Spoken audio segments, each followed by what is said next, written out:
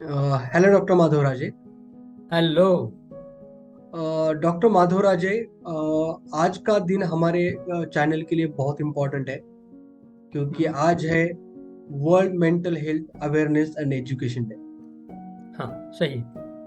Generally लोगों को mental health को लेकर लोगों के मन में बहुत अच्छा थॉट नहीं होता, या हम्म। सोसाइटी में मेंटल हेल्थ को बहुत खराब नजरिए से देखा जाता है। और शायद इसी कारण लोगों का मेंटल हेल्थ के बारे में पर्सपेक्टिव भी वो सोशल स्टिग्मा के कारण काफी अच्छा नहीं है। लेकिन मेंटल हेल्थ का जो इम्पोर्टेंस है हमारे जीवन में वो बहुत ज्यादा हाँ। है। तो प्लीज मैं आपसे रिक्वेस्ट करना चाहूंगा कि आप मेंटल हेल्थ की अवेयरनेस करने में, लोगों को एजुकेट करने में हमारी सहायता कीजिए। डॉक्टर माधवराज जी। जी। यस। सभी दर्शकों को और सुशील सर आपको भी और शायद मुझको भी इस वर्ल्ड मेंटल हेल्थ डे की शुभकामनाएं। आज का 10 अक्टूबर है। हमने इसे मेंटल हेल्थ एजुकेशन या अवेयरनेस के लिए वीडियो बनाने का निश्चय किया है। और सही क्वेश्चन भी आपने पूछा, रिलेवेंट क्वेश्चन भी आपने पूछा कि मेंटल हेल्थ का इम्पोर्टेंस काफ़ी लोगों को आजकल कुछ कुछ सालों से लोगों को कुछ अवेयरनेस बढ़ गया है। लेकिन शुरुआत में ये अवेयरनेस बिल्कुल नहीं था। इवन मेडिकल फ्रेटर्निटी में भी मेंटल हेल्थ या साइकेट्रिक इशू या साइकोलॉजिकल प्रॉब्लम, इसके बारे में बहुत ज़्यादा अच्छी जानकारी नहीं थी। मुझको पता है कोई कार्डियोलॉजिस्ट या कोई ऑर्थोपेडिशियन ये कहते थे कि ये साइकेट्रिक बीमारियां वगैरह कुछ नहीं होती, ये सब बकवास है। ऐसा कहने वाले भी डॉक्टर्स में भी, डॉक्टर कम्युनिटी में भी जो साइकेट्रिस्ट नहीं है, उनके तरफ से मैंने ये सुना है। तो इसलिए हमने आज जो सोचा है, हम गॉसिप करेंगे ऐसा मैं सोच रहा हूँ सुशील सर। बहुत प्लीज। ज्यादा संजीदगी से इस विषय के ऊपर में ना बोलते हुए सारे दर्शकों को उनकी लैंग्वेज में, उन्हें समझे ऐसे सहज स्वरूप में, सहज लैंग्वेज में हम थोड़ी बात पहुंचाने की कोशिश करते हैं कि नहीं दोस्तों, मेंटल हेल्थ का काफी इंपॉर्टेंस आपके जीवनी में है ना। Yes sir. जैसे उदाहरण के तौर पे मैं ये कहूंगा, कई साल पहले मेरे पास में दो हस्बैंड वाइफ आए। ठीक है ना। वो हस्बैंड वाइफ एक अराउंड 40-45 के उम्र में होंगे। मतलब हस्बैंड 45-50 के और वाइफ उनकी 45 के आसपास होगी। मैंने उनको पूछा, किसी डॉक्टर ने उनको रेफर किया था मेरे पास। मैंने उन्हें पूछा क्या तकलीफ है। हस्बैंड मुझको कहने लगे कि सर तकलीफ तो कुछ नहीं है, आप तो साइकेट्रिस्ट हो और मेरे वाइफ को तो कोई साइकिक प्रॉब्लम नहीं है, उसको तो कोई पागलपन का शिकार नहीं है और कोई तकलीफ भी नहीं है। मैंने मैंने पूछा फिर आप मेरे पास क्यों आए। तो बोले हमारे डॉक्टर साहब ने बोला कि आपके पास में जाने की जरूरत है, इसीलिए हम आपके पास में आ गए। तो मैंने बोला अच्छा, तो बताइए आपके डॉक्टर साहब ने क्या देखा ऐसा जिसके कारण उन्होंने आपको या आपके वाइफ को मेरे पास भेजा। तो कहे नहीं, इसको ना पैरों में दर्द होता है, दोनों पैरों में। जब भी ये सो जाती है ना तो सोने के बाद में पैरों में इसको दर्द होता है। और फिर वो पैरों में दर्द होने के कारण वो रात भर सो नहीं सकती। मैंने बोला ठीक है, कब से हो रहा है ये। बोले 2 साल से हो रहा है।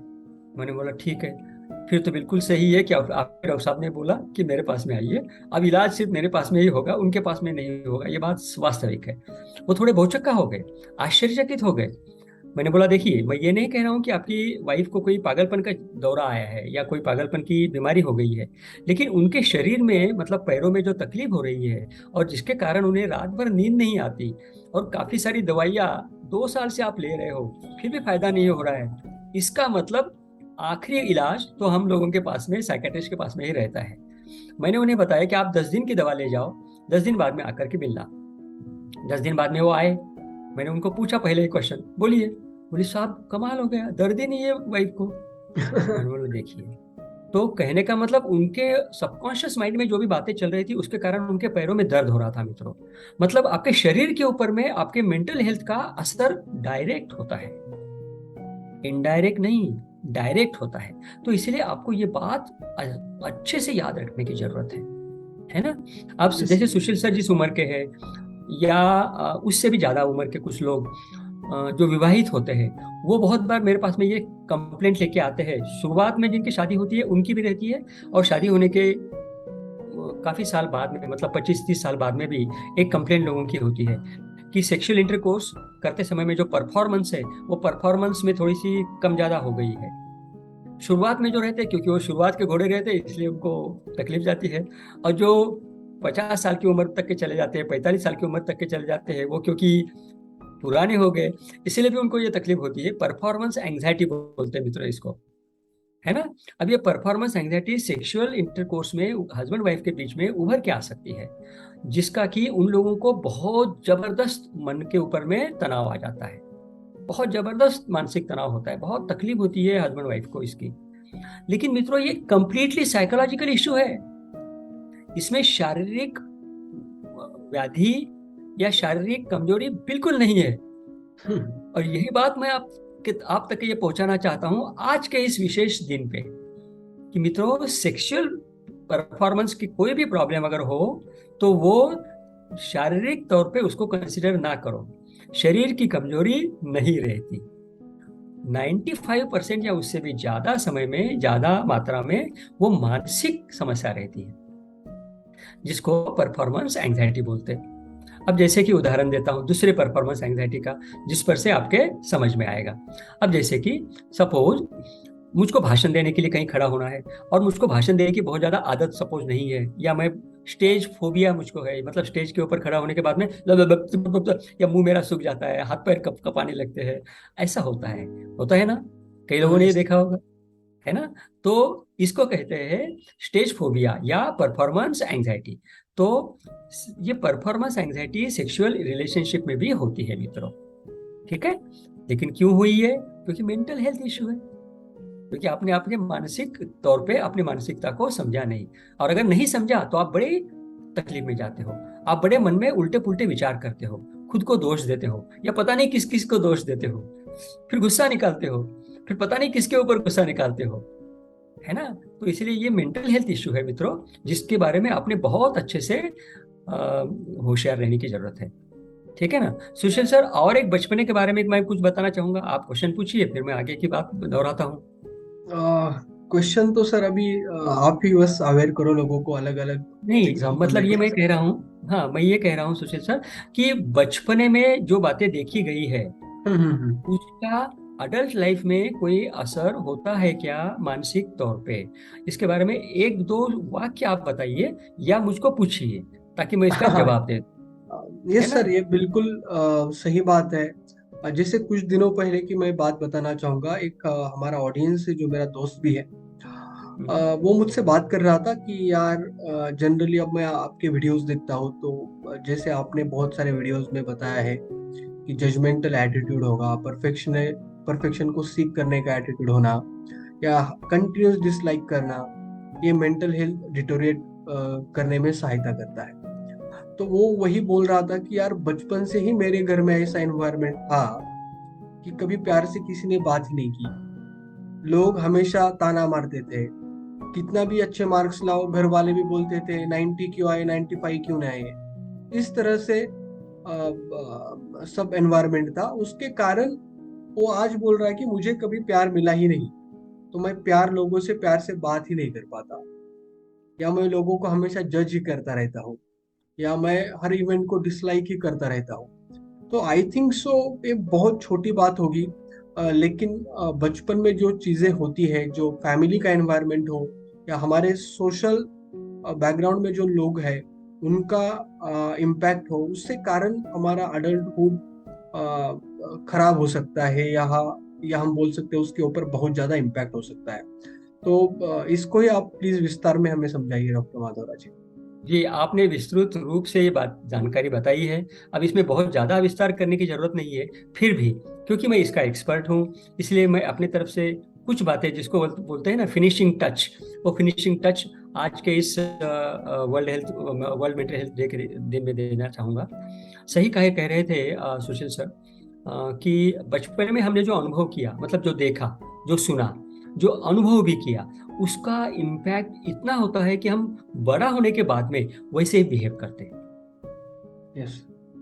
जैसे कि सपोज उदाहरण दे रहा हूं मैं, सपोज मैं मेरे वाइफ के साथ में कहते हैं ना गुस्से से बात करता हूं, या उसे आंकता हूं, नीचा आंकता हूं, नीचा समझता हूं, इन्फीरियर समझता हूं मेरे कंपैरिजन में, और उस तरह से मैं इंफीरियरिटी दिखाता भी हूँ उसकी, उससे बताता हूँ कि उसमें क्या खामियां है और मुझ में क्या अच्छाइयाँ है।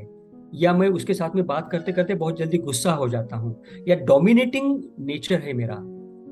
तो अगर मेरा ऐसा है, हालांकि मेरा ऐसा नहीं है मित्रों, लेकिन अगर मेरा ऐसा है तो इसका कारण यह हो सकता है कि शायद मैंने मेरे घर में, शायद मेरे चाचा, मामा या मेरे पिताजी डोमिनेटिंग नेचर के होंगे।